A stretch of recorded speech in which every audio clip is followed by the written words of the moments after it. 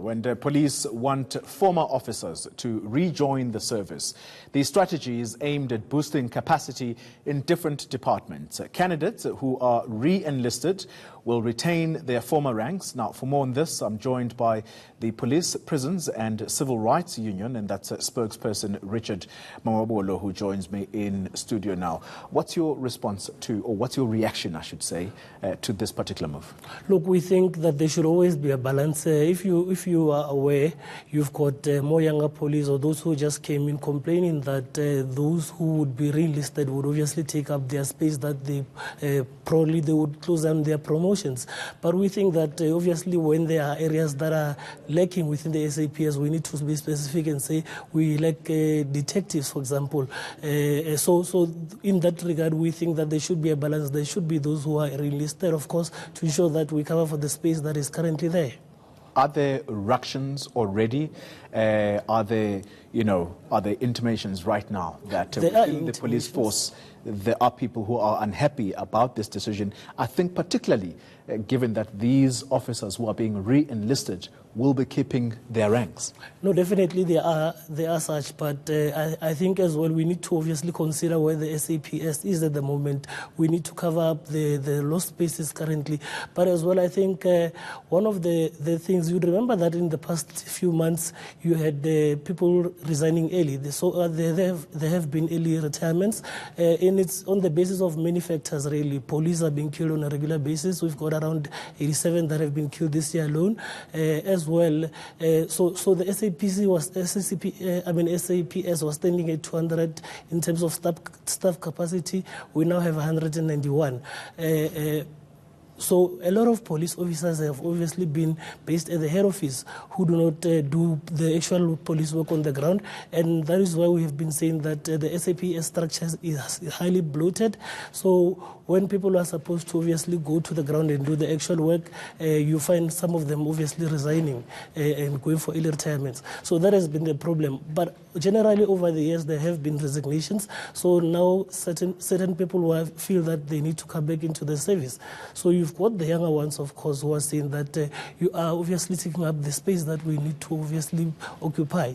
So that is the basis of the altercation at the moment. All right, so what I'm hearing from you, there are less police officers on the ground, and in offices where there are, officers who obviously want to sit in air-conditioned offices, that particular structure is bloated. Yet, you had the police minister recently speaking about getting people outside of offices into the ground to do the work. Are you finding that there are people, members of the public, in particular young ones, coming out of school who are interested in the policing profession, who are interested in being officers? Yeah, well, a greater part of the SAPS currently is composed by young people, and of course the older ones would be those at provincial and national office. The national office currently has got 35,000 members at that level, whereas it needs to only be dealing with policy and administrative issues, and you obviously need to have a greater part of the SAPS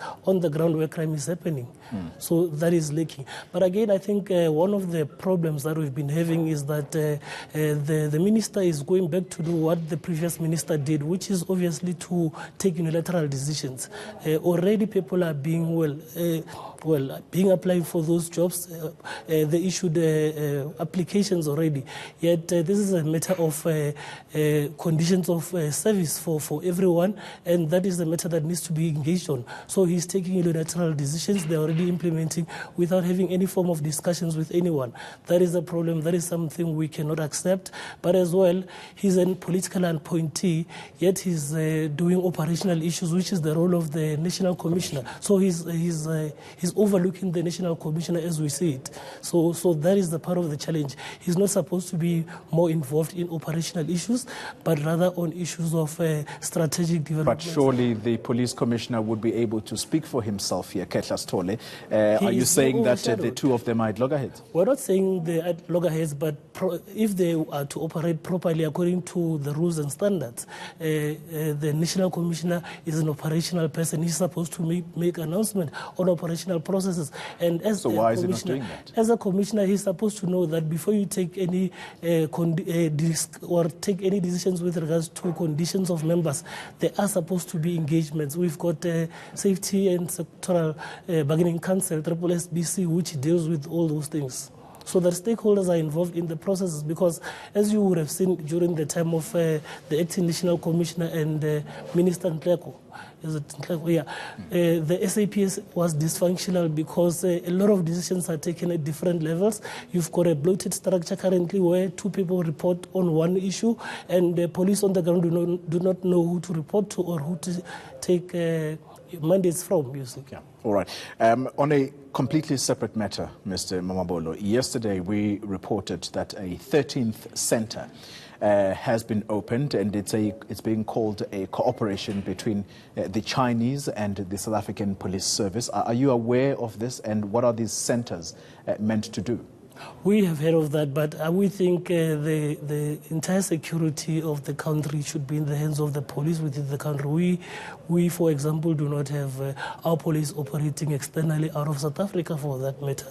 They are proper, well, there would be obviously some areas where people from South Africa could go and seek whatever kind of help, but not to have the physical police force here in a different country. That we do not understand. Obviously, we're still looking into it. Part of what will be happening is that we've got our Central Executive Committee over the weekend, and we will further deliberate on these matters. What are your reservations already about the involvement of Chinese in operational police work? We do not think it's justifiable. We think it's a security risk, actually. I mean, South Africa has been vulnerable to security risks all along.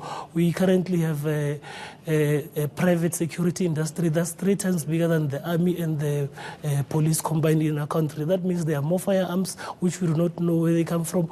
All these companies are run by foreign internationals as well. It's a problem with security.